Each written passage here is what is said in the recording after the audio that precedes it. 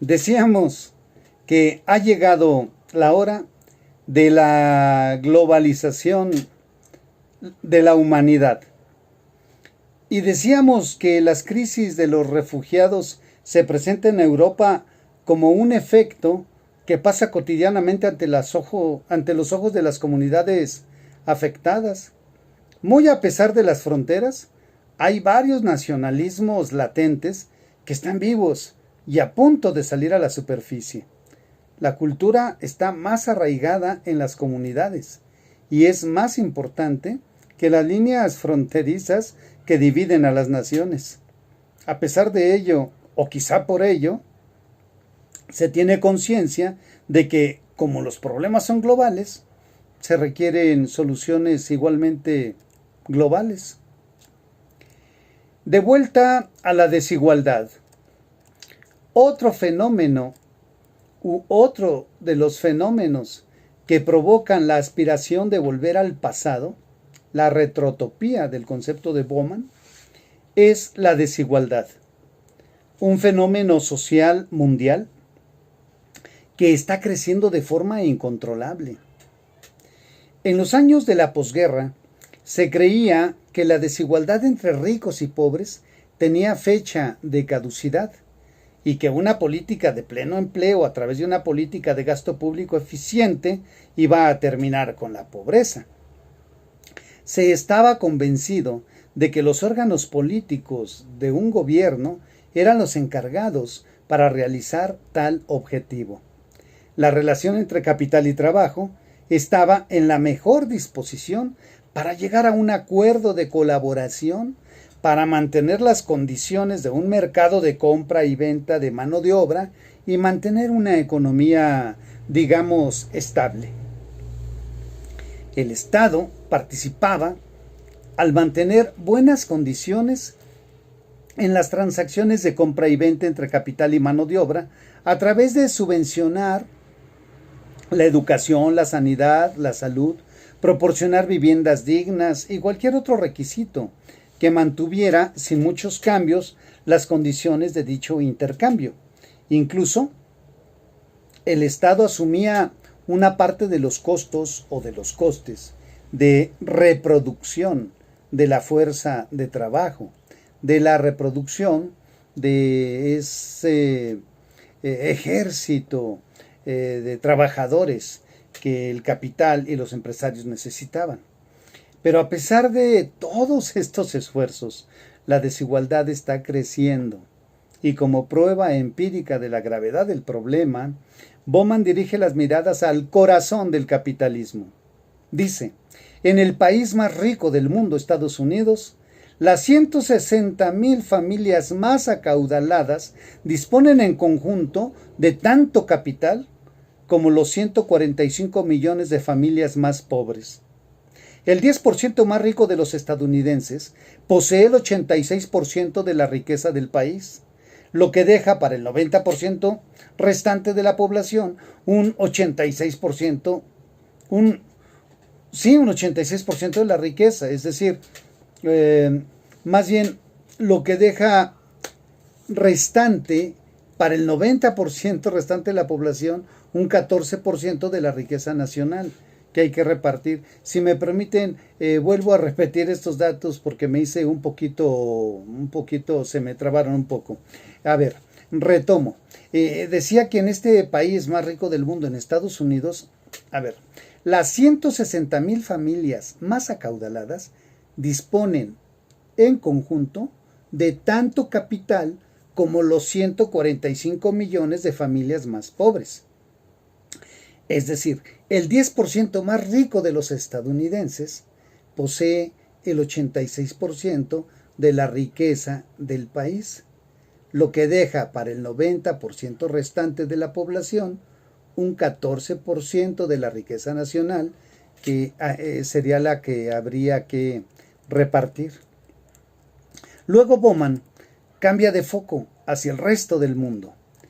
Dice, en el conjunto del planeta, según un informe reciente de Credit Suisse, la mitad más pobre de la humanidad, unos 3.500 millones de personas, tiene aproximadamente un 1% de la riqueza mundial total, que es tanto como lo que tienen las 85 personas más ricas de la Tierra.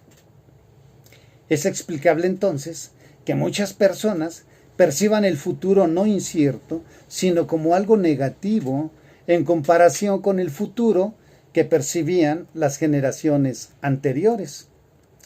Las dificultades económicas habituales, como las que constituyen incrementos nuevos y repentinos en el volumen de las necesidades cotidianas, se perciben como casos claros de injusticia que provocan ira y descontento entre la población más necesitada.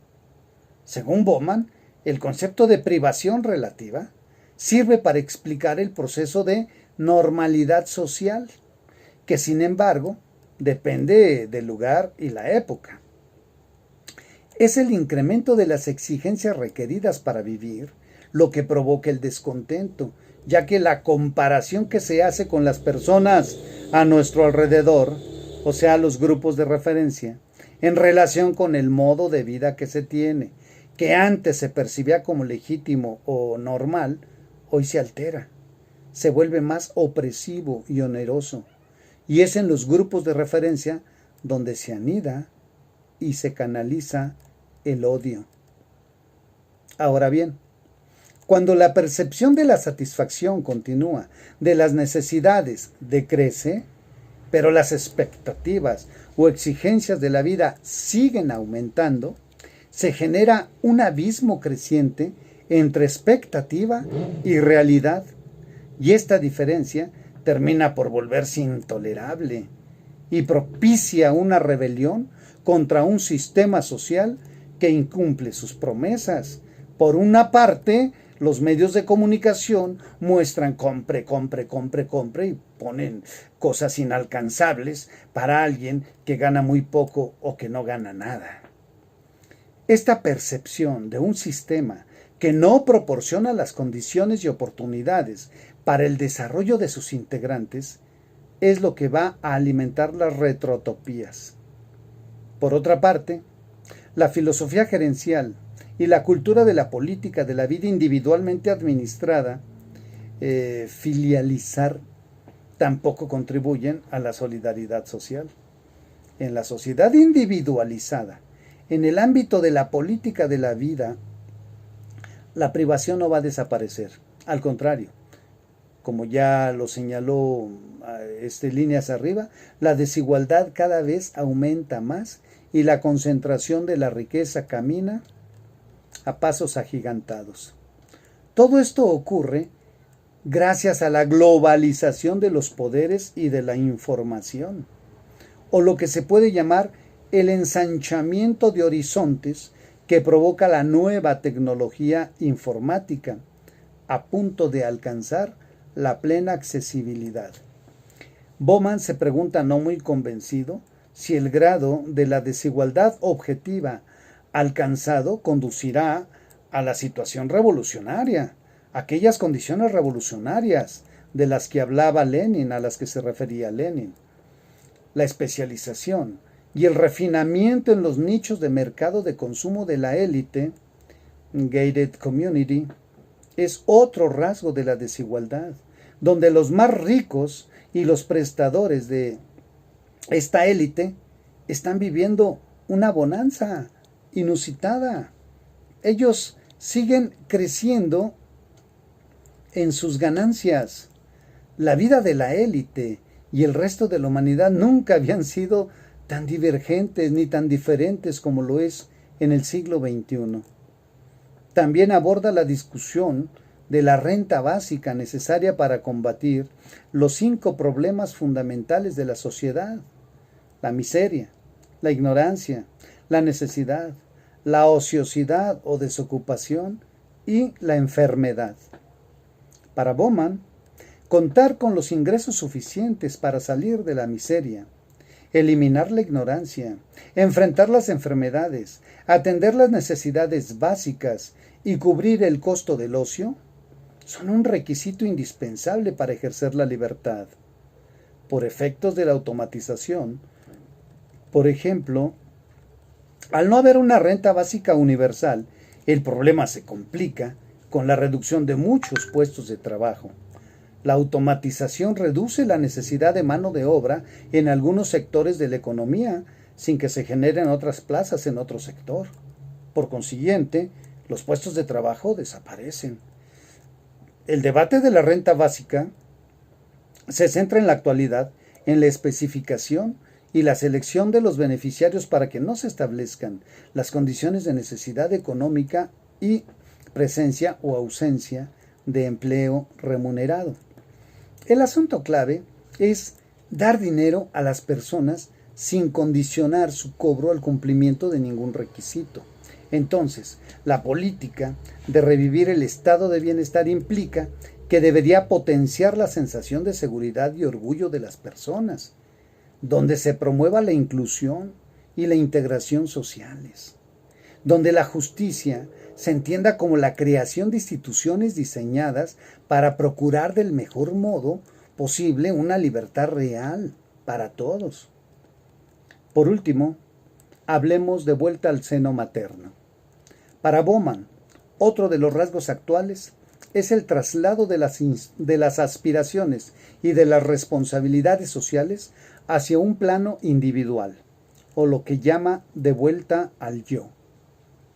Un ataque a la esperanza de cambio de la sociedad, de la esperanza social, por parte de una producción intelectual que pondera el yo como el único espacio viable de mejora en contra de la acción colectiva para que el mundo sea más libre, democrático y habitable.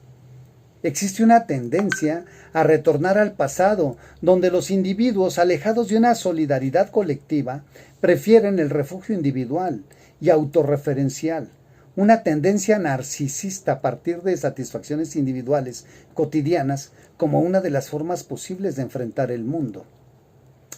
El autor también se pregunta si las tendencias narcisistas para enfrentar al mundo son un trastorno de la personalidad o un trastorno de la sociedad.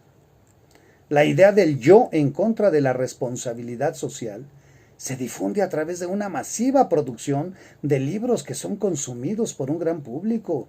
Miles de bestsellers de autoayuda fortalecen los conceptos individuales en contra de una solidaridad colectiva humana. Es decir, la pretensión de salir del hoyo, salir adelante, pero de manera individual, no de manera colectiva, no sumando esfuerzos los grupos sociales, las clases sociales, sino cada quien por sus propios medios. Yo puedo, tú puedes. Si tú piensas, tú eres capaz, tú lo puedes. El miedo a un futuro cada vez más complejo e incierto está en la base de los fenómenos o las percepciones de las que habla el autor de Retrotopía. Junto a ese miedo existen muchos procesos interrelacionados.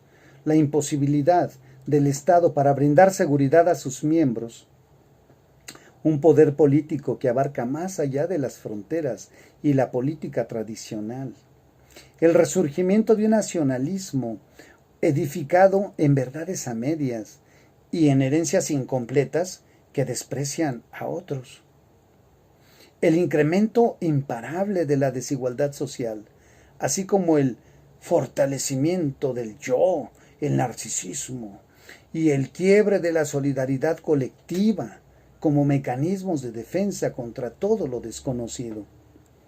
Por último, es preciso señalar que también la literatura recrea para el imaginario colectivo, por nostalgia, épocas y sociedades pasadas, donde los individuos se sentían seguros y pertenecientes a un lugar específico de gloria y grandeza. Esto fue Zygmunt Bauman, Retrotopía 2017.